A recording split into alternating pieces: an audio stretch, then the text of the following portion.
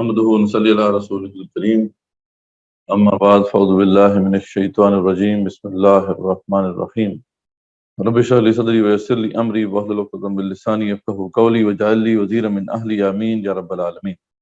الحمدللہ ہم نے جو ہے لاسٹ ٹائم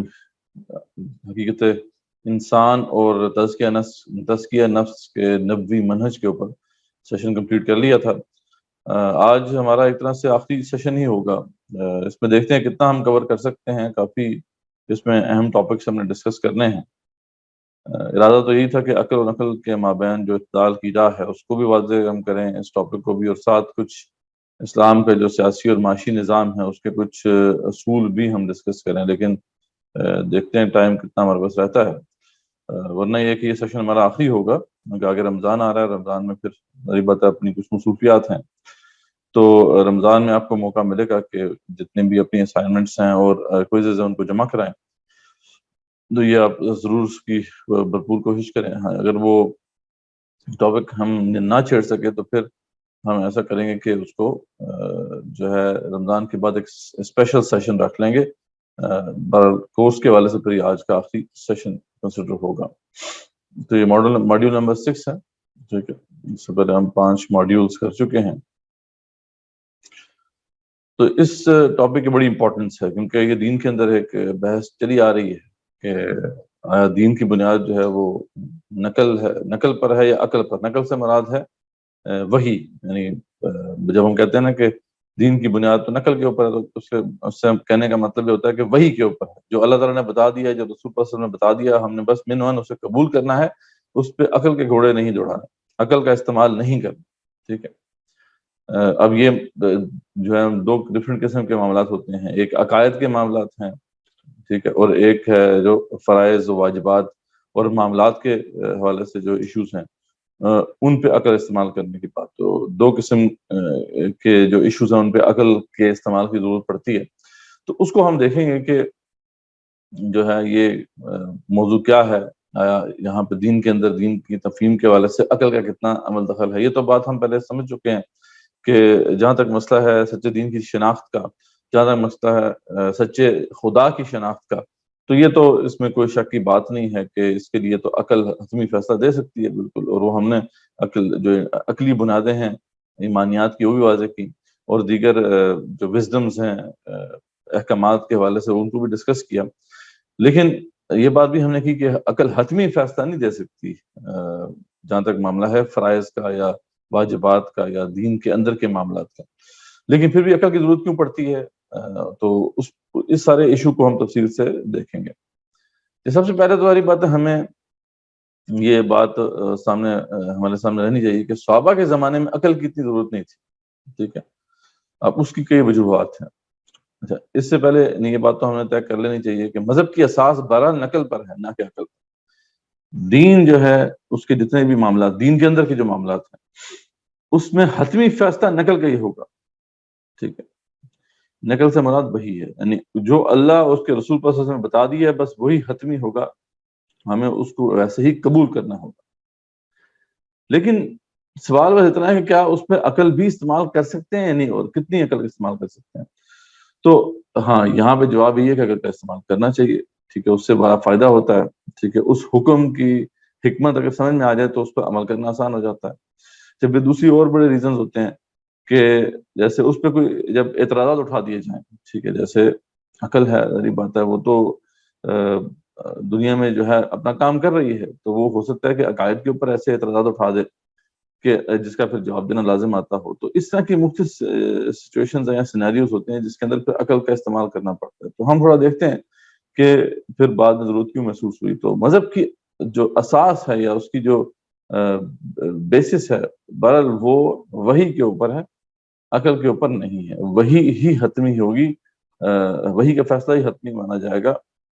عقل کا فیصلہ جو ہے بہرحال حتمی نہیں مانا جائے گا، ٹھیک ہے۔ تو یہ جو پھر ماجرا ہے اس میں ہم نے جو ہے کیسے آگے بڑھنا ہے کہ وہ یہ ایک مجبوری ہے جسے ہم دیکھتے ہیں کہ لیکن انسان کیونکہ عاقل مخلوق ہے، ٹھیک، وہ عقل کا استعمال کرتا ہے، تو نیز انسانیت کی اکثریت اسی راہ پہ چلتی ہے جو ان کے ذہین عقلیت طے کر دے، ٹھیک ہے، جو اس کی ذہین عقلیت جو ہے وہ طے کر دیتی ہے۔ اب یہ ریزن ہے کہ ایک تو یہ کہ عقل بہرحال انسان کو اللہ تعالیٰ نے عطا کی ہے، تو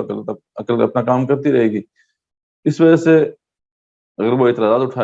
اٹھیں گے اس والے سے تو ان کا جواب دینا ہوگا. اور دوسرا یہ معاملہ ہے کہ جو ذہین اقلیت ہوتی ہے، انٹلیکچوئل مائنورٹی ہوتی ہے کسی بھی سوسائٹی کی، وہ کورس ڈیسائیڈ کرتی ہے جس پہ سوسائٹی نے بھی چلنا ہوتا ہے. اب وہ عقل سے متاثر ہوتے ہیں. ٹھیک، اب اگر اس طرح کی کوئی باتیں عقل کی بنیاد پر کھڑی کر دی گئی ہیں تو آپ کی جو انٹلیکچوئل ایلیٹ ہے وہ بہرحال اس طرف چلنا شروع کر دے گی. تو اب یہ مجبوری ہوگی آپ کے لیے کہ آپ کو عقل کا استعمال کرنا ہوگا، اور عقل کا استعمال کر کے جو انٹلیکچوئل آرگومنٹس کھڑے کیے گئے ہیں ان کو ریفیوٹ کرنا ہوگا. تو یہ مجبوری بن جاتی ہے. ٹھیک ہے، تو اس لیے نقل کی عقلی توجہ کرنے کا سلسلہ اسلام کے اولین دور سے جاری رہا. ٹھیک ہے، شروع کے دور سے ہی یہ سلسلہ جو ہے ہم دیکھتے ہیں کہ اس کا آغاز ہو گیا تھا. تو اسی کاوش کے نتیجے میں ہر دور کی عقلی اور فکری سطح کے مطابق علم الکلام مرتب ہوتا رہا. علم الکلام کیا ہے؟ ٹھیک ہے، جیسے اسلامک فلسفی بھی ہم کہتے ہیں کہ جو بھی اسلام کے تصورات ہیں، چاہے ان کا تعلق عقائد سے ہے، چاہے ان کا تعلق عبادات و معاملات سے ہے، تو اس پہ جو اعتراضات کھڑے کیے جاتے رہے ان کا پھر جواب دیا گیا، اور وہ ایک ہمارے پاس ایک باڈی آف نالج جو ہے ڈیولپ ہوا over the period of time, جسے ہم علم الکلام کہتے ہیں. ٹھیک ہے، تو یہی مقصد ہوتا ہے علم الکلام کا. تو اچھا، اب صحابہ کے زمانے میں اس کی ضرورت کیوں نہیں تھی؟ اس کی کئی وجوہات ہیں. ٹھیک ہے، ان کو ایک تو رسول وسلم کی صحبت حاصل تھی، اس لیے غیر شعوری ایمان کا بہت بڑا ذریعہ ان کے پاس موجود تھا. ٹھیک ہے، یعنی ان کو تو ضرورت ہی نہیں تھی اس کی. ٹھیک ہے، کہ جو ان کی صحبت ہی اتنی زبردست ان کو ملی ہوئی تھی. پھر ہم دیکھتے ہیں کہ منطقی سے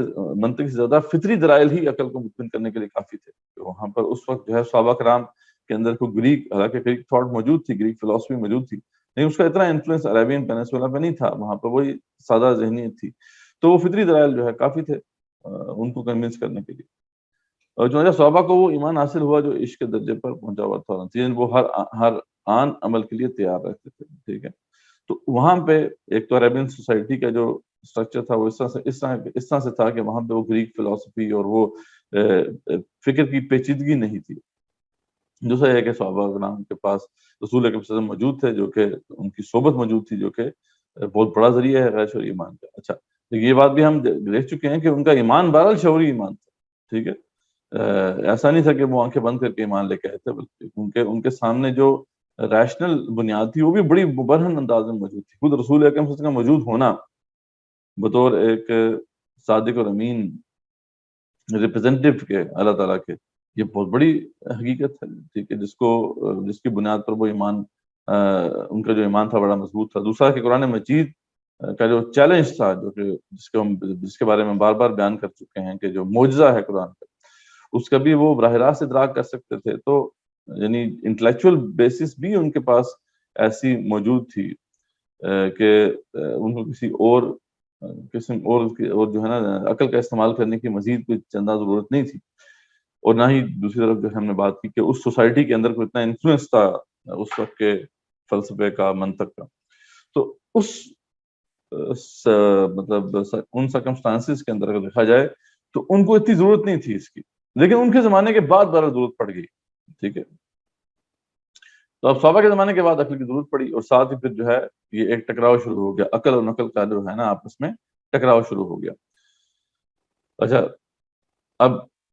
جب اس کے بعد ضرورت پڑی، اور وہ کب ضرورت پڑی؟ جب کہ ذریعہ تب وہ انفلوئنس آ گیا، گریک انفلوئنس بھی آ گیا، وہ فکر کی پیچیدگی شروع ہو گئی. ٹھیک ہے، تو اس میں عقل کے کئی ادوار ہیں. ٹھیک ہے، اور ہر دور میں اس کے جو بھی صغرا کبرا ہیں، اس کی خد و خال ہیں، وہ تبدیل ہوتے رہے. اچھا، یہ بات اپنی جگہ پہ ایک بڑی ایک فیکٹ ہے جس سے ہم ڈینائی نہیں کر سکتے، وہ یہ کہ جو بھی دین ہمیں وحی کے ذریعے سے ملا ہے اس کی کامل عقلی توجہ نہیں ہو سکتی. ٹھیک ہے، کیونکہ ذریعہ پتہ ہے ہیومن وزڈم جو ہے لمیٹڈ ہے، جبکہ وہ جو خدا کی طرف سے، اللہ کی طرف سے ہمیں بتایا جا رہا ہے وہ ڈیوائن وزڈم کی بنیاد پر بتایا جا رہا ہے. تو ہیومن وزڈم یا ہیومن انٹلیکٹ جو ہے وہ جتنی بھی ریفائنڈ ہو جائے، وہ کبھی بھی اس کی حتمیت، یعنی کسی بھی طرح جو ہے حتمی انداز میں اس حکم کی حکمت کو نہیں سمجھ سکتی. ٹھیک ہے، اس لیے جیسے جیسے عقل جو ہے، انٹلیکٹ جو ہے وہ گرو کرتی رہے گی، جیسے جیسے انسان کا شعور جو ہے مزید مستحکم ہوتا رہے گا، ویسے ویسے جو ہے اس کی کاوشیں ہوتی رہیں گی کہ زیادہ اچھے طریقے سے جو ہے کسی بھی حکم یا کسی بھی جو ہے آیت الہیہ یا کوئی حدیث رسول اللہ صلی اللہ علیہ وسلم کی حکمت کو جو ہے سمجھنے کی کوشش کی جائے، تو یہ بات ہمارے ذہن میں رہنی چاہیے، ٹھیک ہے، کیونکہ ظاہری بات ہے انسان کی عقل بہرحال محدود ہے۔ جیسے ڈاکٹر صاحب رحمۃ اللہ علیہ نے اسی مضمون میں یہ فرمایا تھا کہ وہ محال عقل ہے جس کا منطقی امکان اگر کوئی ہے تو صرف اس وقت جب علم انسانی ترقی کرتے کرتے اس مقام پر پہنچ جائے جہاں اس کے لیے حقیقت نفس الامری بالکل کھل جائے اور حقائق اشیاء بالکل کما ہیا روشن ہو جائیں، ٹھیک ہے، ظاہر ہے یہ صرف آخرت نہیں ہو سکے گا، تو اس میں کامل عقلی توجیہ تو کبھی بھی نہیں ہو سکے گی۔ ہاں، ایک کوشش ضرور ہوگی، ایک کاوش ضرور ہوگی کہ کس طریقے سے جو ہے اس کی جو حکمت کو سمجھ لیا جائے جتنا بھی ہمیں سمجھ میں آتا ہے، ٹھیک ہے، اور اسی کانٹیکسٹ میں یعنی اگر اس پہ کوئی ریفیوٹیشن اس کے اوپر کوئی اعتراضات اٹھے ہیں تو ان کی کوئی عقلی جو ہے ریفیوٹیشن پیش کر دی جائے، تو یہ ہے جو کہ اصل معاملہ۔ تو یہ کانسیپٹ نمبر 1 ہے ابھی ہم جس کو ڈسکس کر رہے ہیں کہ صحابہ کے دور میں اس کی ضرورت نہیں تھی اور بعد میں کیوں پیش آئی۔ اچھا، اب یہ تو ہم نے ایک بیسک اس کا جو ہے نا وہ پریمائز طے کر لیا کہ ہم عقلی جب توجیہ کی بات کریں گے یا انٹلیکچوئل انٹرپریٹیشن کی بات کریں گے یا انٹلیکچوئل ایکسپلینیشن کی بات کریں گے تو ہم ہمیشہ اس بات کو مد نظر رکھیں گے کہ ہماری جو کیپبلٹیز ہیں وہ لمیٹڈ ہیں اور ہم حتمی طور پر جو ہے کوئی فیصلہ صادر نہیں کر سکیں گے، ٹھیک ہے، اور اس لیے جیسے جیسے جو ہے انسان کی عقل اور اس کا جو شعور ہے وہ ڈیولپ ہوتا رہے گا، ویسے ویسے ہمیں جو ہے اس اپنی جو بھی علم و کلام ہے اس کو ریوائز کرتے رہنا ہوگا۔ تو مذہب کی عقلی توجیہ کی ضرورت تو ہر دور میں ویسے تو پڑتی رہی، لیکن ایسا کرنا دین و ایمان میں خطرے میں ڈالے بغیر ممکن نہیں ہے، یہ آسان نہیں ہے۔ تو دوسرا پریمائس یہ ہے کہ یہ اتنا آسان کام نہیں ہے، ٹھیک ہے۔ اچھا، اس میں بھی جو عقائد اور شریعت کے اوامر و نواہی کا معاملہ بالکل ڈفرینٹ ہے، ہم نے بات کی کہ ایک ہے عقائد کے اوپر جو بھی ہم عقل کا استعمال کریں گے عقائد کو سمجھنے کے حوالے سے، یا عقائد کے اوپر جو اعتراضات اٹھیں گے ان کا جواب دینے کے حوالے سے، تو وہ زیادہ خطرناک معاملہ ہے، کیونکہ ذری بات عقیدہ کا معاملہ یہ ہوتا ہے کہ ذرا سی بات آگے پیچھے ہو جائے تو بہت بڑی گمراہی پیدا ہو جاتی ہے۔ اچھا، اوامر و نواہی کا معاملہ ذرا قدر کم خطرناک ہے، ٹھیک ہے، وہ اس میں اتنا بڑا مسئلہ نہیں ہے، لیکن بہرحال یہ کام اتنا آسان نہیں ہے، ٹھیک ہے، اس میں گمراہی کا خطرہ موجود ہے۔ تو دینی طبقات کی طرف سے عقل کی مخالفت کے میں 2 کوششیں رہیں، ٹھیک ہے، ایک عوامی سطح پر جو ہے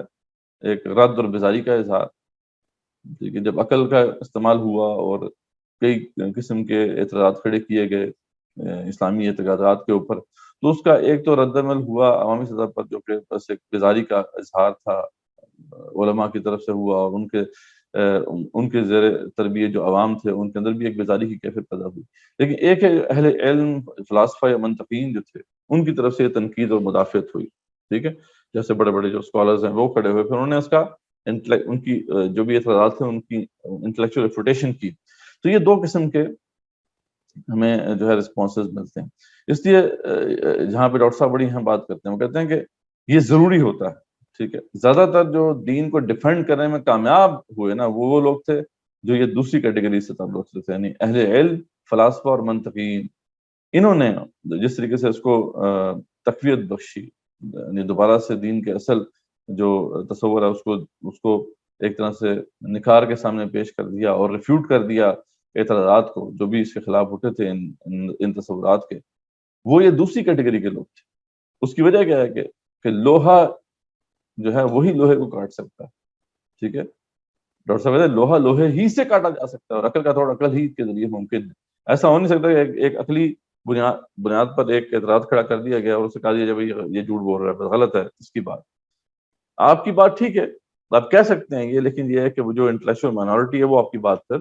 تسلیم نہیں کرے گی، ٹھیک ہے، وہ تو جب تک کہ آپ انٹلیکچوئل ریفوٹیشن پیش نہیں کریں گے وہ مطمئن نہیں ہوں گے۔ اس لیے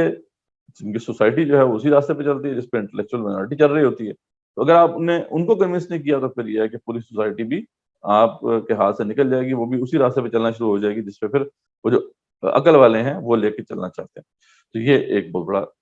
جو ہے ایک مشکل معاملہ ہے جسے ہمیں مد نظر رکھنا چاہیے، ٹھیک ہے۔ تو یہ ہمارا کانسیپٹ نمبر 1 تھا جس کو ہم نے دیکھ لیا کہ صحابہ کے دور میں جو ہے کسی ضرورت نہیں تھی اور اس کے بعد کیوں ضرورت محسوس ہوئی، اور اگر ہم عقل کا استعمال کریں گے تو اس کے لیے پھر کون سی احتیاطی تدابیر ہیں جن کو ہمیں مد نظر رکھنا ہوگا۔ اور کون کون سے کنسرنز ہیں اس حوالے سے، کون کون سے چیلنجز ہیں، وہ سارے ہم نے جو ہے کور کر دیے۔